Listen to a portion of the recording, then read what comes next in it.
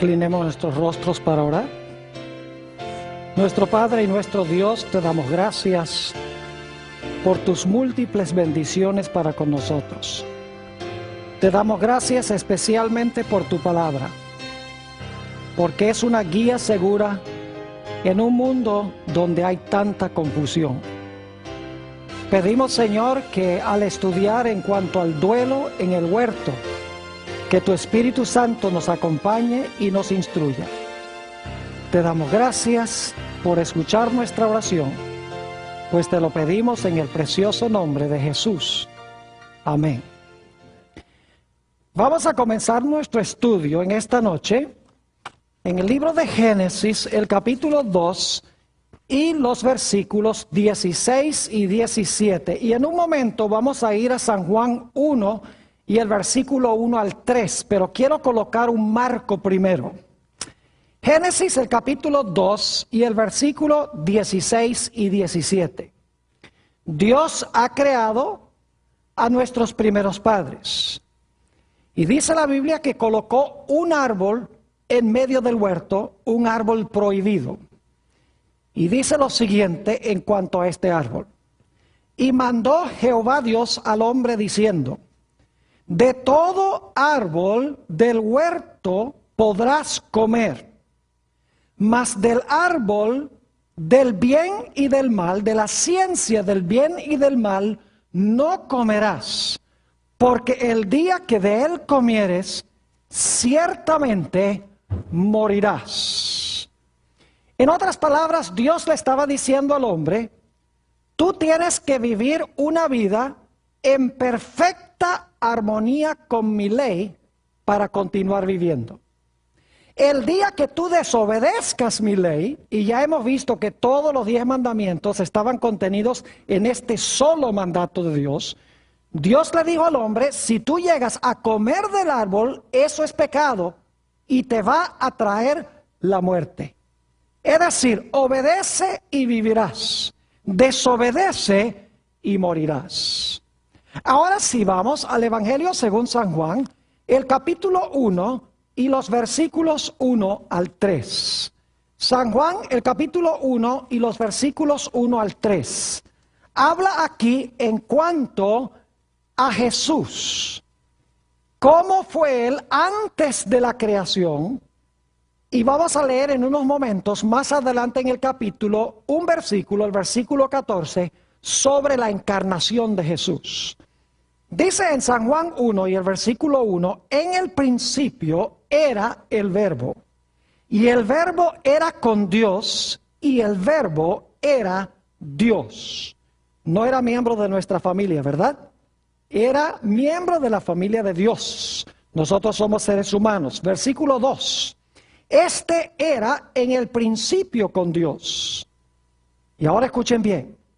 Todas las cosas por él fueron hechas, y sin él nada de lo que ha sido hecho fue hecho. ¿Quién fue el creador de todas las cosas? Jesús. Es decir, el creador de Adán y Eva fue Cristo Jesús.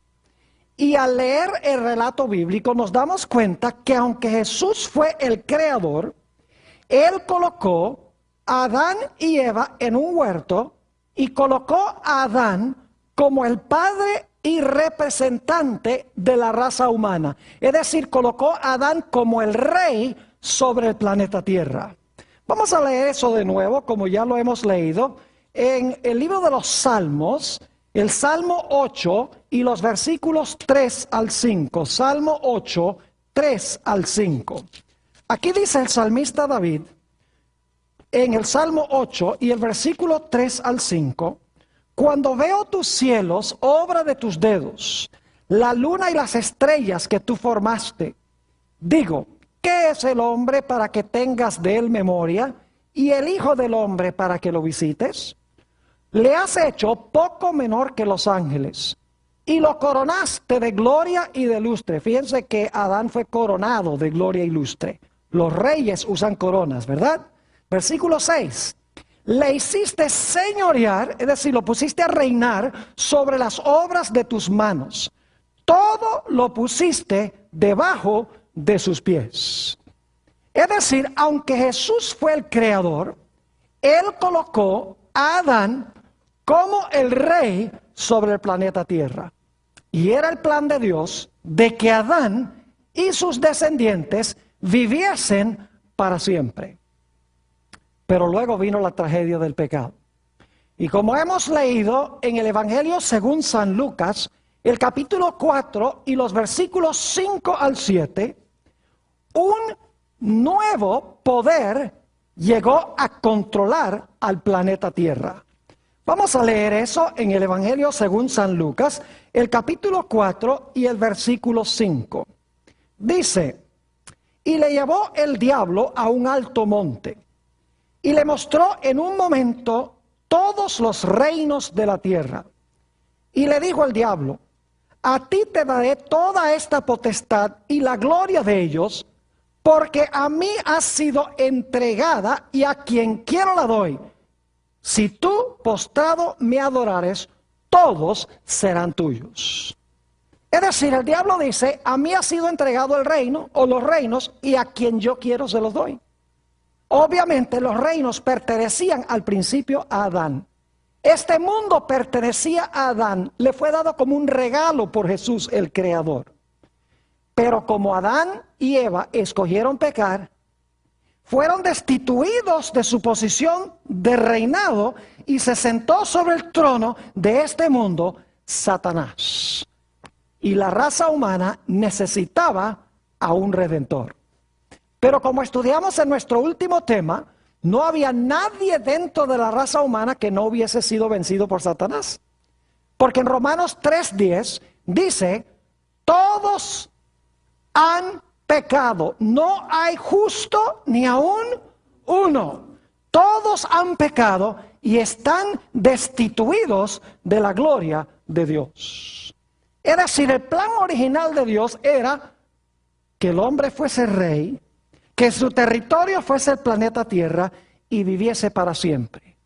Cuando Adán pecó y sus descendientes pecaron, se estropeó el plan. El hombre perdió el trono, perdió el planeta y ahora entró al mundo la muerte. Se necesitaba a un redentor que nuevamente recuperara el trono, recuperara el territorio e hiciera posible la vida eterna en vez de la muerte. Pero dentro de la raza humana no había nadie que pudiese recuperar lo que se había perdido. Pero como hemos estudiado, Dios descendió al huerto y le habló a la serpiente, estando Adán y Eva escuchando lo que Dios decía. Y Dios le dijo a la serpiente, a Satanás: yo voy a mandar una simiente a este mundo nacida de mujer. Esa simiente te va a hacer la guerra. En el proceso de la guerra tú le vas a causar dolor, le vas a herir en el calcañar, pero te va a salir caro. Porque en el proceso de la guerra, él te va a dar un golpe mortal en la cabeza y de ese golpe tú no te vas a recuperar. Es decir, lo voy a mandar a esta simiente para recuperar todo lo que perdió el primer Adán. Ahora, ¿cómo se iba a recuperar lo perdido? Ustedes recuerdan que el primer resultado del pecado del hombre fue que se fue la gloria que lo cubría y ahora se vio ¿cómo? Se vio desnudo. Es decir, era necesario cubrir de nuevo la vergüenza de su desnudez para restaurarlo a su condición original. La pregunta clave es: ¿cómo podía restaurarse el hombre a la condición original en la cual se encontraba? Génesis 3:21 tiene la respuesta. Vayan conmigo a Génesis 3:21, lo hemos leído de nuevo. Este repaso es vital para lo que vamos a estudiar en nuestro tema de hoy. Dice allí en el versículo 21, y Jehová Dios hizo al hombre y a su mujer túnicas de pieles y los vistió. ¿Qué hizo Dios para Adán y Eva? ¿Túnicas de qué?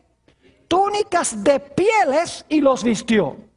Ahora, hay 4 puntos claves que quiero recalcar en este versículo. Número 1, Adán y Eva estaban desnudos como resultado de su pecado.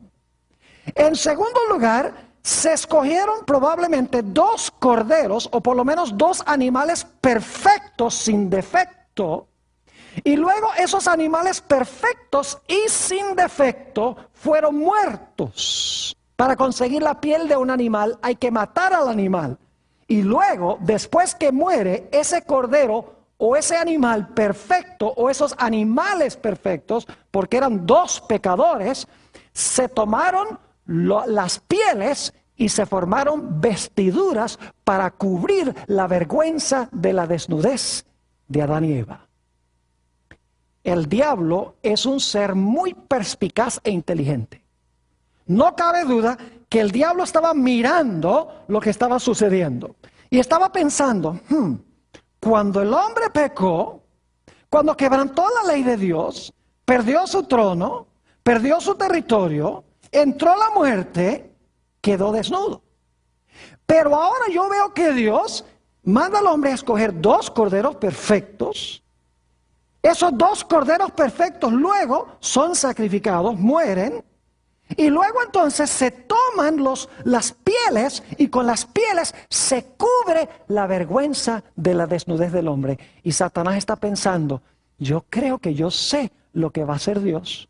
Dios va a mandar a la simiente de la mujer y la simiente de la mujer va a vivir una vida perfecta. Ese cordero representa al que va a venir. Y como el cordero era perfecto, él va a vivir una vida perfecta. Y después de vivir una vida perfecta, él va a morir.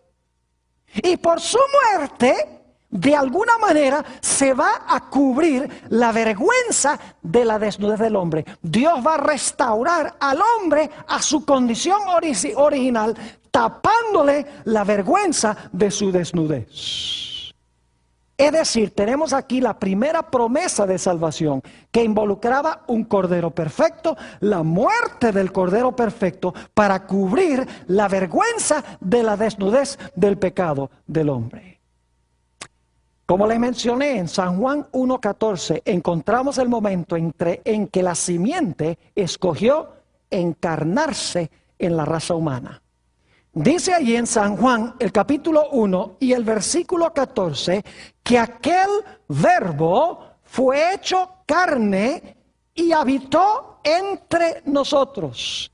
Es decir, aquel que pertenecía a la familia de Dios, el verbo, quien era ya en el principio. Llegó un momento en que él escogió incorporarse dentro de la raza humana para rescatar lo que nuestros primeros padres y la raza humana habían perdido.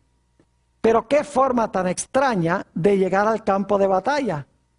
Nacer en un mundo controlado por el rebelde. Naciendo en un mundo como un bebé indefenso. Con el propósito, en primer lugar, de vivir una vida perfecta. Y después de vivir una vida perfecta, sin cometer pecado ni una sola vez, entonces morir por los pecados de la raza humana. Es decir, Jesús vino a este mundo con 2 propósitos principales. Vino para vivir una vida perfecta y vino para morir. Vino para vivir la vida perfecta que nosotros debemos vivir. Y vino para morir la muerte que nosotros, por causa del pecado, debemos de morir. Vino a vivir por nosotros y Jesús vino también a morir por nosotros. Vino a tomar nuestro lugar, en otras palabras. Y alguno dirá, pero pastor, ¿cómo podía Jesús tomar el lugar de todos nosotros? Es muy sencillo. Cristo nos creó a todos. Y por si acaso alguno dice, no, a mí no me creó Jesús, porque yo nací después de mi mamá.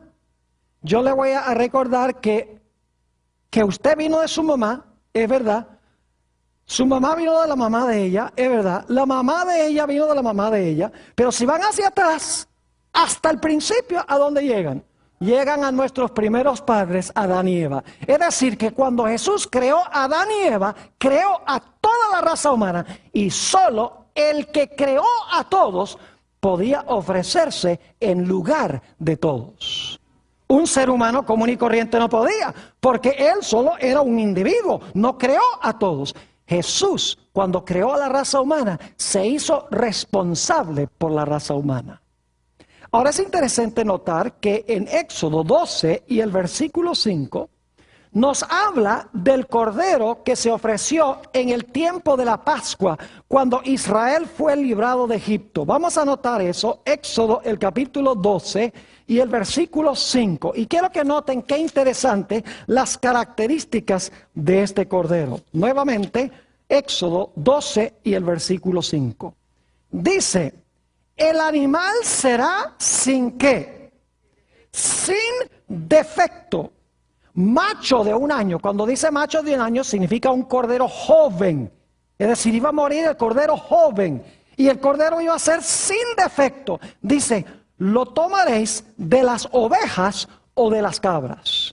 Es decir, el cordero antes de ofrecerse tenía que ser perfecto y luego cuando se cercioraban de que era perfecto, entonces podía ser ofrecido en sacrificio. Ahora yo pregunto, ¿qué representaba ese cordero sin defecto que era sacrificado no solo en la Pascua, sino también en el servicio del santuario? Primera de Pedro, el capítulo 1 y el versículo 18 hasta el versículo 20 nos tiene la respuesta a esta pregunta. Primera de San Pedro, el capítulo 1 y los versículos 18 al 20. Hemos leído esto antes, pero vale la pena leerlo de nuevo, porque es un pasaje hermoso. Dice allí lo siguiente: sabiendo que fuisteis rescatados de vuestra vana manera de vivir, la cual recibisteis de vuestros padres, no con cosas corruptibles como oro o plata, sino con la sangre preciosa de Cristo. ¿Fuimos redimidos con qué? Con la sangre preciosa de Cristo, como de un ¿qué? Un cordero. ¿Qué clase de cordero? ¿Sin qué? Sin mancha y sin contaminación. Ya destinado desde antes de la fundación del mundo, pero manifestado en los postreros tiempos por amor de vosotros. Yo pregunto entonces, ¿qué representaba ese cordero perfecto? La perfección de Jesús, que nunca pecó. ¿Qué representaba la muerte de ese cordero? Representaba la muerte de Jesús. Es decir, Jesús vino a vivir una vida perfecta en armonía con la ley y vino a morir la muerte que yo debo sufrir. Vino a vivir la vida que debo vivir y vino a morir la muerte que yo debo morir por causa del pecado, porque Él tomó sobre sí mismo nuestros pecados. Ahora yo quiero que ustedes se imaginen cómo habrá sido eso para Jesús. Imagínense ustedes que Jesús estuvo en esta tierra 33 años, desde el momento cuando escogió encarnarse para salvarnos. El diablo sabía a dónde se iba a encarnar y cuándo aproximadamente se iba a encarnar. Y el diablo se propuso de que él iba a acechar a Jesús 24 horas al día, 7 días a la semana, 365 días al año. Es decir, no iba a dejar en paz a Jesús ni por un instante. Y el objetivo de Satanás era muy sencillo. Él sabía que Jesús había venido para vivir una vida perfecta. Así que él dice, yo no puedo permitir que viva una vida perfecta. Tengo que infectarlo con el virus del pecado. Y en segundo lugar, el diablo sabía que Jesús había venido para morir por el pecado. Y por lo tanto el diablo dice, yo no puedo permitir que Jesús ofrezca su vida por el pecado. Y tal vez esto les sorprenda. Tal vez estén diciendo, no, pero el diablo quería matar a Jesús. No, Señor. Vamos a encontrar en nuestro estudio esta noche que no era el objetivo de Satanás matar a Jesús. Bueno, sí lo quería matar, pero no quería que Jesús ofreciera su vida. Es diferente quitarle la vida que Jesús, al final de su ministerio, ofrecer su vida. Así que el diablo dice, yo tengo que impedir que él viva una vida perfecta y yo tengo que impedir que él muera. Y el diablo escogió 4 estrategias para cumplir su objetivo. En primer lugar, el diablo dice, yo tengo que matarlo antes de que él ofrezca su vida en la cruz. Es decir, yo sé que al final de su vida los pecados van a ser colocados sobre él y él va a ofrecer su vida en rescate por muchos. Pero yo lo que voy a hacer es matarlo antes de que llegue ese momento. Antes de que él ofrezca su vida, yo lo voy a matar y voy a cortar su ministerio. Y saben que el diablo procuró en varias ocasiones matar a Jesús. Desde el mismo momento que el Señor Jesucristo iba a nacer. Ya lo hemos leído, no lo vamos a leer de nuevo. Apocalipsis el capítulo 12 y el versículo 4. Nos dice que el dragón se paró al lado de la mujer para devorar a su hijo cuando hubiese nacido. Es decir, el diablo sabía que Jesús había venido. Y el diablo quería, cuando Jesús era un bebecito en Belén, él quería cortar esto de una vez. Antes que Jesús viviera una vida perfecta y ofreciera su vida en rescate por los pecados, Satanás dice, yo acabo con esto desde un comienzo, lo mato. Pero ¿saben que esa no fue la única ocasión en que Satanás procuró matar a Jesús? Hubo otras ocasiones también. Por ejemplo, en San Mateo, el capítulo 8 y el versículo 24, nos habla del hecho de que Jesús estaba una vez en un barco con sus discípulos. Y se levantó una soberana tormenta allí en el lago, que parecía que el barco se iba a hundir porque se estaba llenando de agua. ¿Saben ustedes que los evangelios dicen que esta tormenta no era época de tormentas? En realidad esta tormenta era fuera de tiempo. Fue una tormenta en verano, en otras palabras, cuando no llovía, cuando no había vientos. ¿Quién creen ustedes que sabía que Jesús estaba durmiendo en ese barco?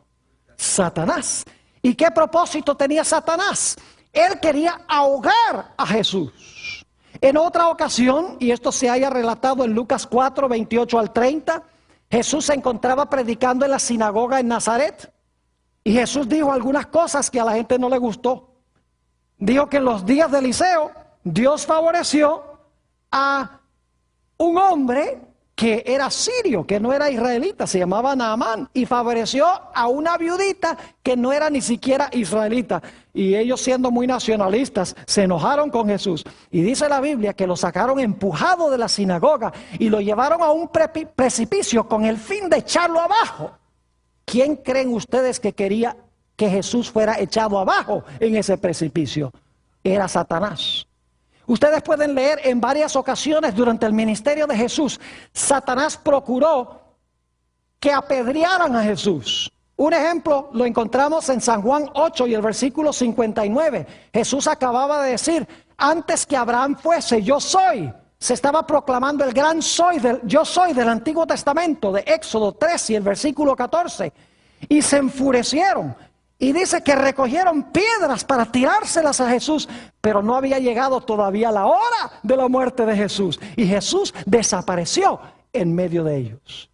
En otras ocasiones, como relata San Marcos 1 y el versículo 23 y 24, nos dice la historia que a veces los demonios, los endemoniados venían corriendo hacia donde estaba Jesús, indudablemente con el fin de destrozarlo. Y claro, cuando llegaban a donde estaba Jesús, se tenían que parar porque se daban cuenta en la presencia de quien estaban. Inclusive en Marcos el capítulo 1 dice que los demonios declaraban, dice, nosotros sabemos quién eres tú. Tú eres el Santo de Dios. Y no podían acercarse a Jesús, ni podían poner un solo dedo sobre Jesús. Es decir, el diablo quería matar a Jesús antes de que Jesús llegara a su hora en que debía ofrecer su vida en rescate por muchos. La segunda estrategia de Satanás fue la de tratar de infectar a Jesús con el virus del pecado. Porque si infectaba a Jesús con el virus del pecado, Jesús estaría en la misma condición que nosotros. Jesús hubiera necesitado un redentor. Alguien que viviera una vida perfecta por él. Alguien que muriera por él. Y no había más nadie en el universo. Solo el Creador podía hacer eso. Y por lo tanto Satanás dice, si no lo puedo matar antes de que ofrezca su vida, Lo que sí voy a hacer es infectarlo con el virus del pecado para que su sacrificio no sea perfecto. Así que Satanás se propuso a infectar a Jesús con el virus del pecado. Lo atacó incesantemente. Noche, mañana, tarde, 24 horas al día, lo acechó, lo tentó. Pero la Biblia nos dice que cada ataque de Satanás era respondido con Jesús, con las palabras, escrito está. Nos dice en Hebreos el capítulo 4 y el versículo 15 en cuanto a Jesús. Si van conmigo allí, Hebreos el capítulo 4 y el versículo 15 nos habla en cuanto a la perfección de Jesús. Este es un texto muy bien conocido y muy alentador, muy hermoso.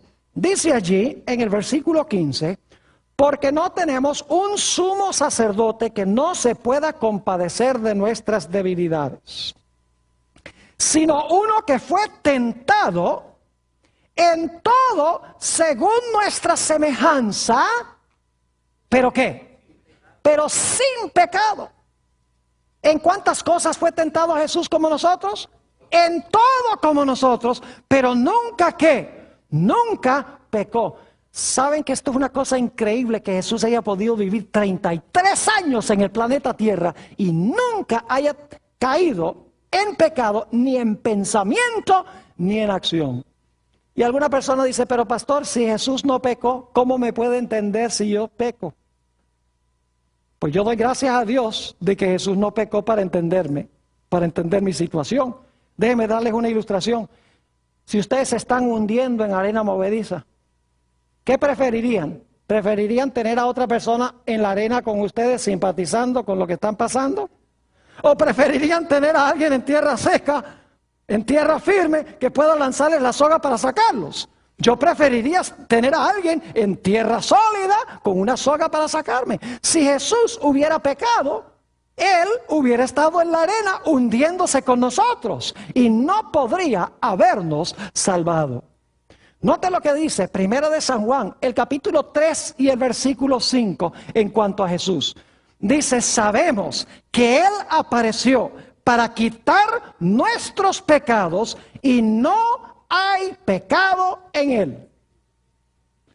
¿A qué vino Jesús? A quitar nuestros pecados. ¿Y qué?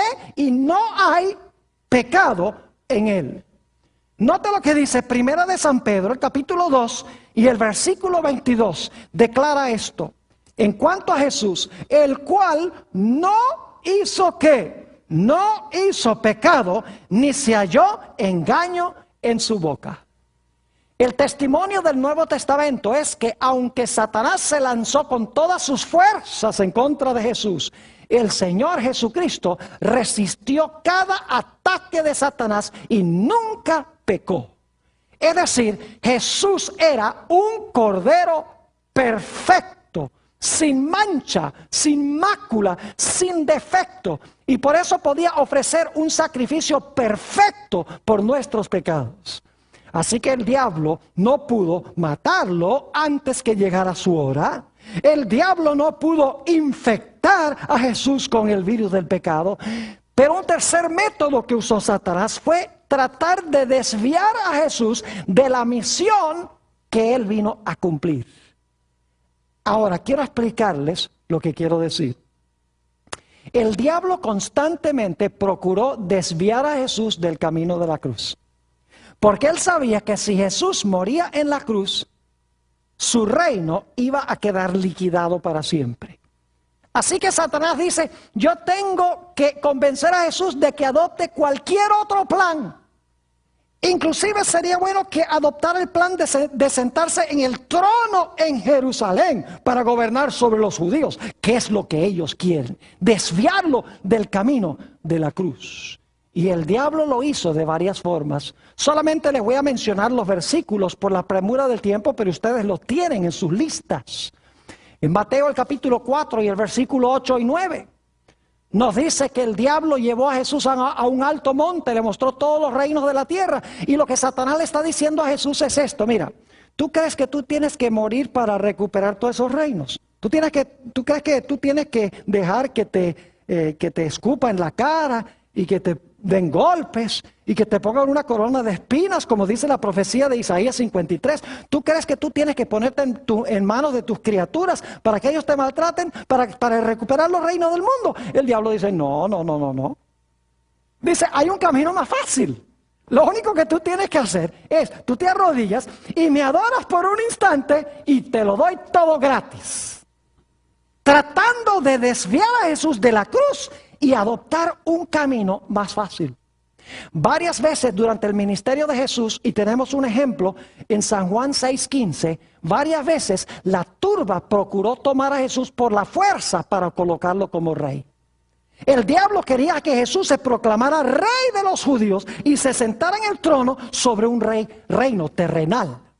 Es decir, no quería que Jesús muriera para recuperar el reino, sino que quería que Jesús ocupara el trono de David, gobernando sobre la ciudad de Jerusalén y sobre los judíos.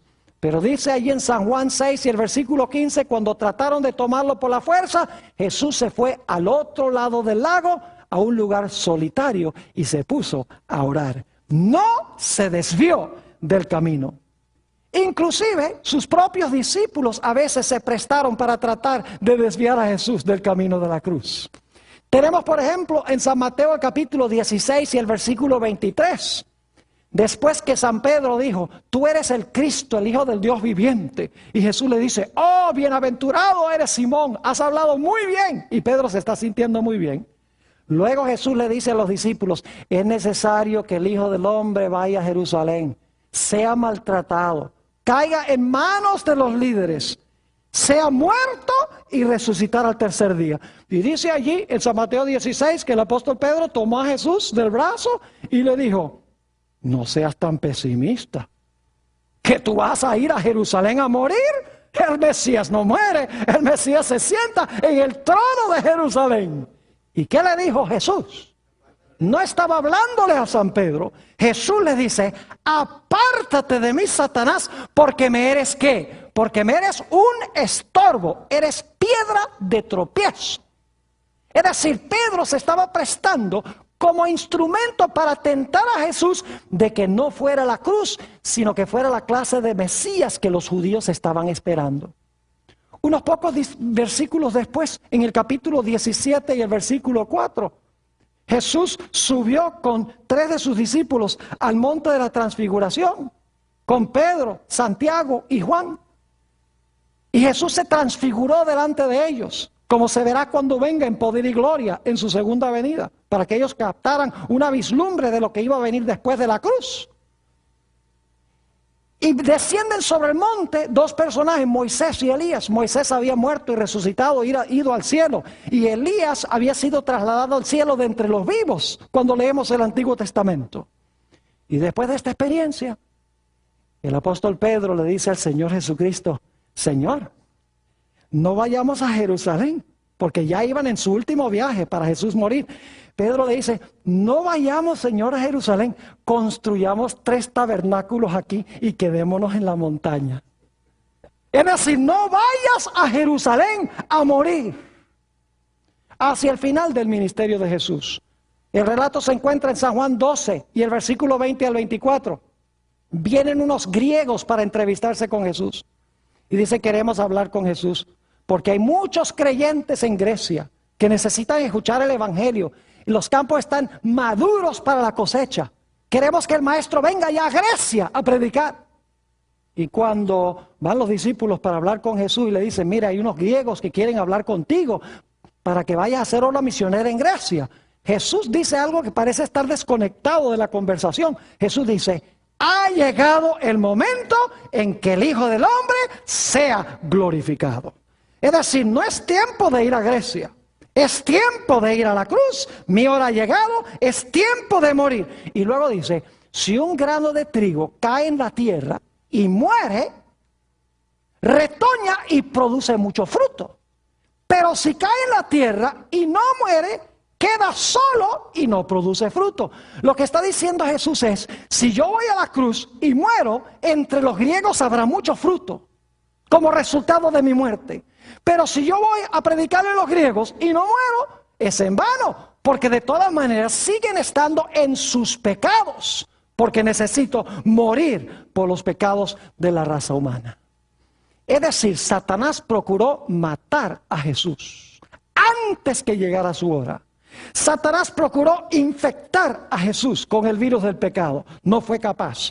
Trató de desviar a Jesús del camino de la cruz, sabiendo que si Jesús vivía una vida perfecta y moría, que su reino iba a quedar destruido. Pero el diablo usó un cuarto método para tratar de vencer a Jesús. Trató de desalentarlo.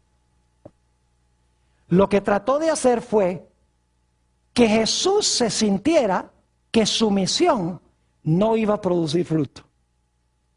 Es interesante notar que en San Juan, el capítulo 13, y los versículos 1 al 3, nos dice que Satanás se le metió a Judas. Y Judas fue con los dirigentes religiosos y tramó la venta de Jesús a los líderes religiosos. Ahora yo pregunto, ¿era el plan de Judas de entregar a Jesús para que a Jesús lo mataran? No.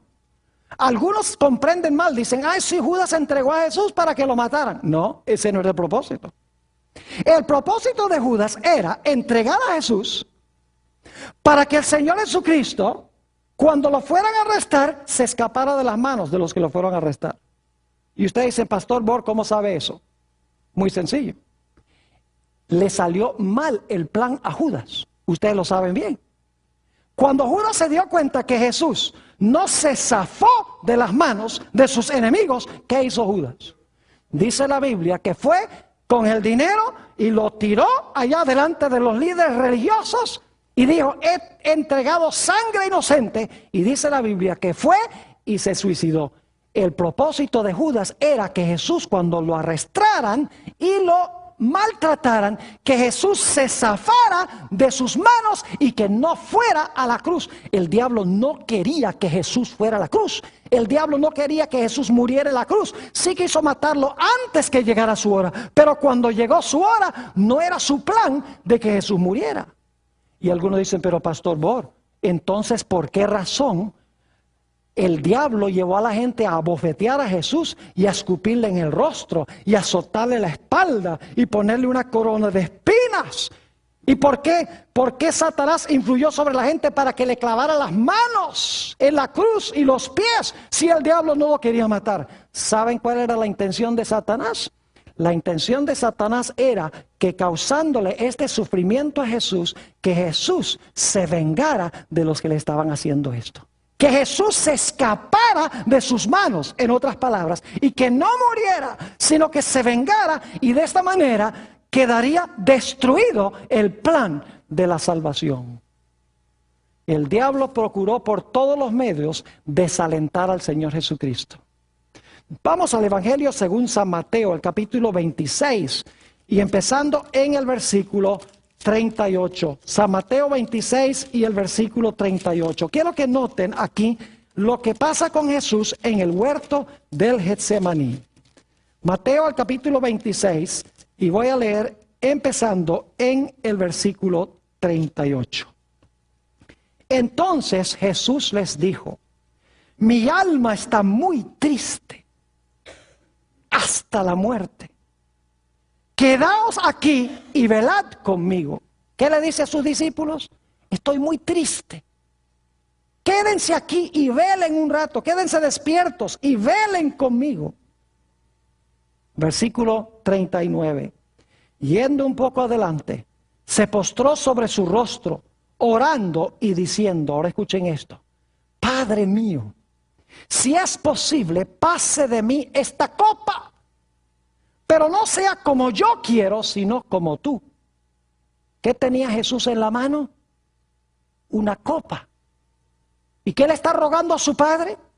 Que esa copa, ¿qué? Pase. Jesús oró esta oración 3 veces. Noten el versículo 42. Otra vez fue y oró por segunda vez diciendo, Padre mío, si no puede pasar de mí esta copa sin que yo la beba, hágase tu voluntad. Versículo 44. Y dejándolos, se fue de nuevo y oró por tercera vez diciendo las mismas palabras. Jesús oró 3 veces: Padre, quiero que pase de mí esta copa. Ahora yo quiero preguntarles, ¿qué era lo que contenía esa copa? Lo que tenía esa copa era la ira de Dios. La ira de su Padre contra el pecado.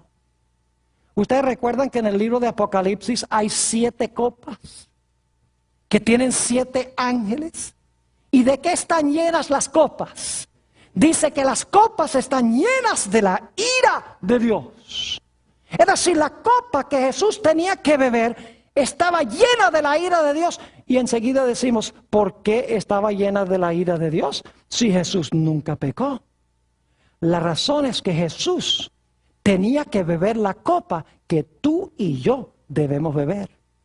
El Señor Jesucristo tenía que beber la copa de la ira de Dios contra el pecado, porque Jesús estaba tomando sobre sí mismo nuestros pecados. ¿Y saben quién le dio esa copa a Jesús? Note lo que dice San Juan, el capítulo 18 y el versículo 11.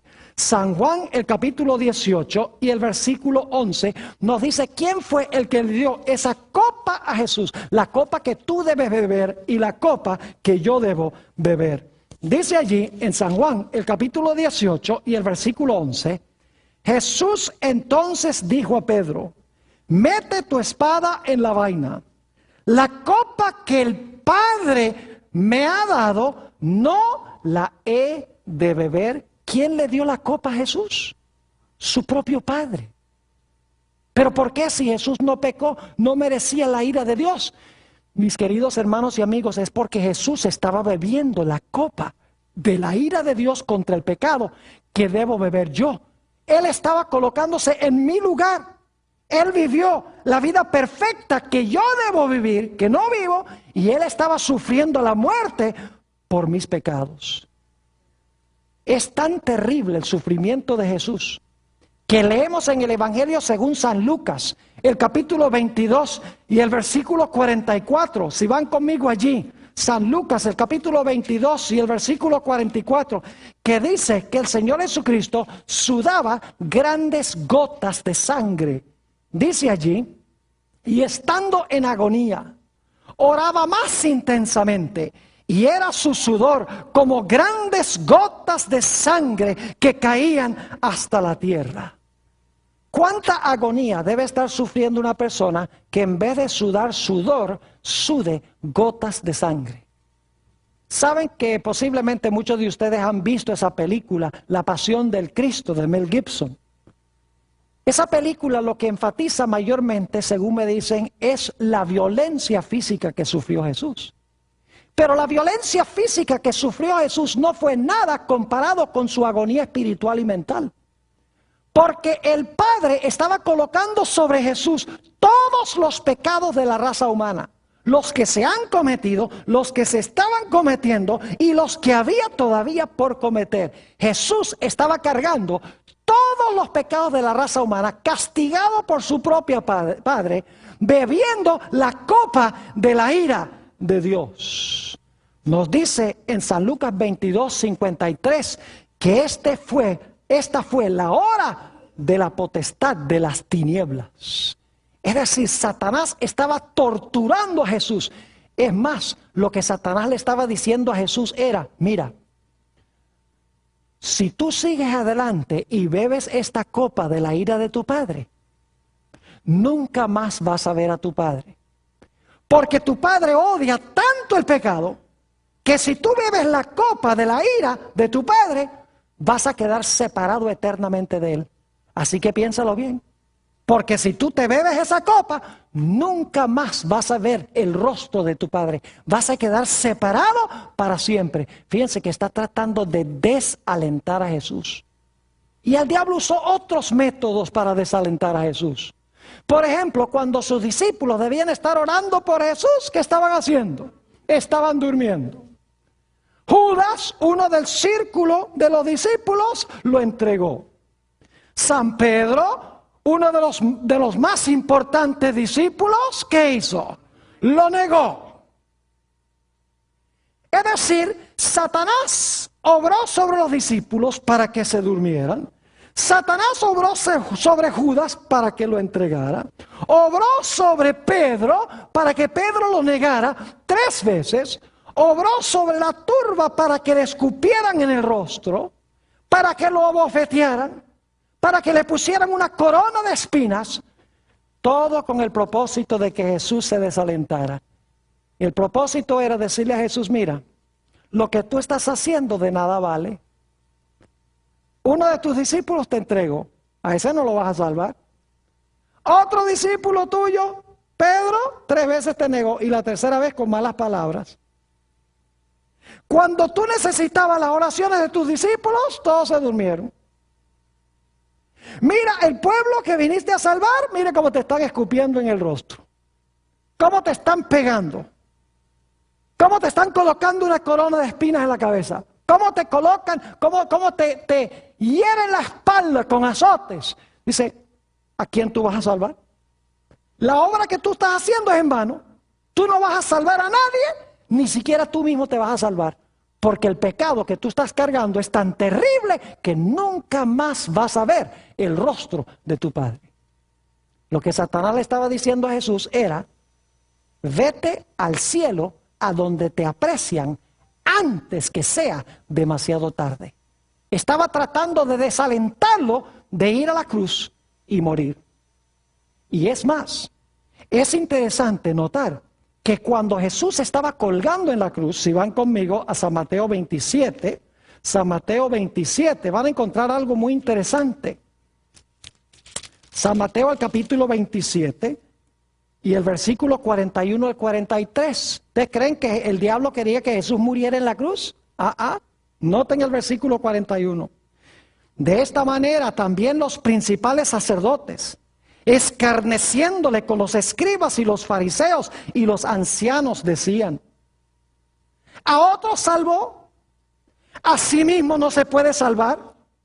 Si es el rey de Israel, ¿qué dicen? Descienda ahora de la cruz y creeremos en él. ¿Qué quería Satanás que hiciera Jesús? Que descendiera de la cruz. Y luego dicen, confió en Dios. Líbrele ahora si le quiere, porque ha dicho, soy hijo de Dios. Hasta última hora, Satanás está tratando de convencer a Jesús de que Jesús haga ¿qué cosa? De que Jesús se baje de la cruz y no muera. Porque él sabe que si Jesús, habiendo vivido una vida perfecta, muere en la cruz, su reino, el reino de Satanás, está destruido de una vez por todas.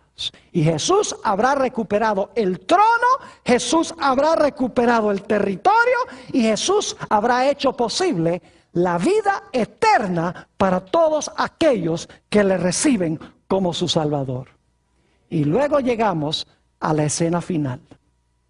Note lo que dice San Juan el capítulo 8 y el versículo 29. San Juan el capítulo 8 y el versículo 29. Este es durante el ministerio de Jesús. Y fíjense qué interesante. Aquí dice el Señor: porque el que me envió conmigo está. No me ha dejado solo el Padre, porque yo hago siempre lo que le agrada. Es decir, el Padre siempre está conmigo. El Padre nunca me ha dejado solo. Cuán diferente cuando Jesús estaba en la cruz del Calvario. La copa de la ira de Dios que estaba bebiendo le dio el sentido de que su Padre lo había desamparado. Por eso, en San Mateo, el capítulo 27 y el versículo 46, Jesús habla esas palabras terribles desde la cruz. Dice, Dios mío, ¿por qué me has desamparado?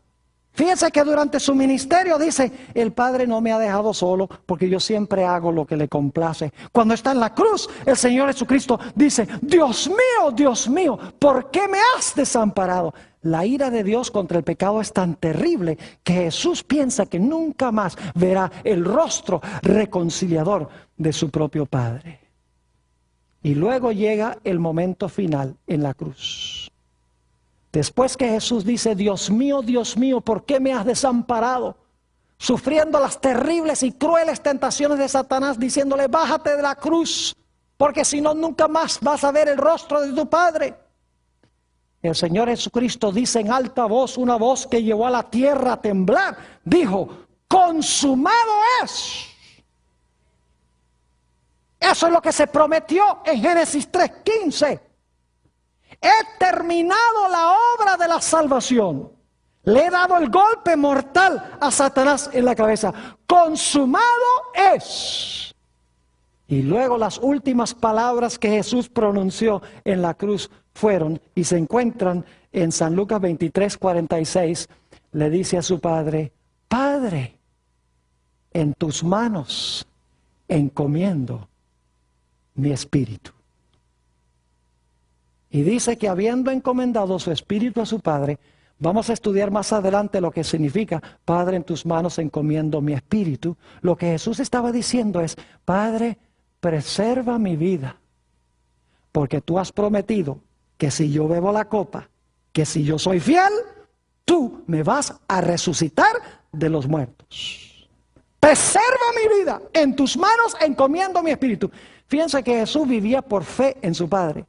Aunque se sentía desamparado de su Padre, ese era su sentir, sus emociones le decían, Satanás le susurraba: tu Padre te ha dejado porque estás cargando los pecados de la raza humana, no lo hagas, vete mientras puedas. Mientras que sus emociones y sus pensamientos están diciendo eso, Jesús en su mente dice: mi Padre me ha dicho que si yo soy fiel, que si yo ofrezco mi vida, que si yo me mantengo firme, que Él me va a resucitar de los muertos el tercer día. Y por lo tanto, aunque se siente desamparado, dice: Padre, en tus manos encomiendo mi espíritu. Y dice la Biblia que habiendo dicho estas palabras, inclinó la cabeza y expiró. Ahora Satanás dice: mi reino se acabó, porque vivió una vida perfecta que le puede ofrecer a cada persona que lo reciba. Y murió la muerte que todos deben sufrir. Es decir, la vida perfecta que exige la ley, Él la vivió. Y la muerte que exige la ley por paga del pecado, Él la murió. Y cualquiera que lo reciba, la vida de Él está en lugar de la vida pecaminosa. Y la muerte de Él está en lugar de la muerte suya. El diablo sabía que había perdido en la gran batalla entre el bien y el mal. Pero el diablo no estaba por darse por vencido. La Biblia nos dice que él colocó una guardia romana, influyó sobre Pilato para colocar una guardia romana delante del sepulcro. Influyó para que pusieran una gigantesca piedra enfrente de la entrada del sepulcro. E indudablemente también colocó allí a sus más poderosos y mejores demonios para vigilar el sepulcro. Porque él sabía que Jesús había profetizado que iba a resucitar el tercer día. Claramente, cuando van los judíos para decirle a Pilato que ponga una guardia romana, dice: es porque este individuo dijo que iba a resucitar el tercer día. El diablo conocía las profecías. Me imagino a todos los demonios que estaban allí presentes, los soldados romanos, la piedra en la entrada. Y el que había vivido la vida perfecta por nosotros y había muerto, la muerte que nosotros debemos sufrir dentro del sepulcro. Cuando muy temprano, el primer día de la semana, descienden dos ángeles poderosos del cielo. Uno de los ángeles se para afuera del sepulcro, el otro se sienta y dice, habiendo quitado la piedra, dice: ¡oh Hijo de Dios, tu Padre te llama! Y pueden ustedes imaginarse la conmoción que hubo. De repente se ve movimiento dentro del sepulcro y sale por la entrada del sepulcro, habiéndose quitado los lienzos, o habiéndole el ángel probablemente quitado los lienzos de Jesús, y habiendo Jesús doblado los lienzos, según dice la Biblia, Ahora sale Jesús del sepulcro diciendo, yo soy la resurrección y la vida. Los soldados romanos caen como muertos. La piedra no pudo mantener al príncipe de la vida en el sepulcro. Indudablemente los demonios salieron corriendo, porque el dador de la vida había salido del sepulcro. ¿Y saben lo que es interesante? No salió solo. Nos dice en San Mateo, el capítulo 27 y el versículo 51 al 53, que cuando Jesús resucitó, salieron con Jesús una multitud de personajes que habían muerto antes que Jesús. Y saben que estos personajes eran una pequeña muestra de aquel gran día cuando venga Jesús para resucitar a todos los muertos en Cristo Jesús. Mis apreciados hermanos y hermanas, visitas, los que están viendo vía satélite y por televisión, qué gloriosa victoria ganó el Señor Jesucristo sobre Satanás. Se cumplió Génesis 3:15. Jesús le dio un golpe mortal en la cabeza. Satanás solamente le pudo herir el calcañar. Lo único que resta es ver quién recibirá el regalo que ofrece Jesús. ¿Quién recibirá a Jesús para que pueda ser salvo?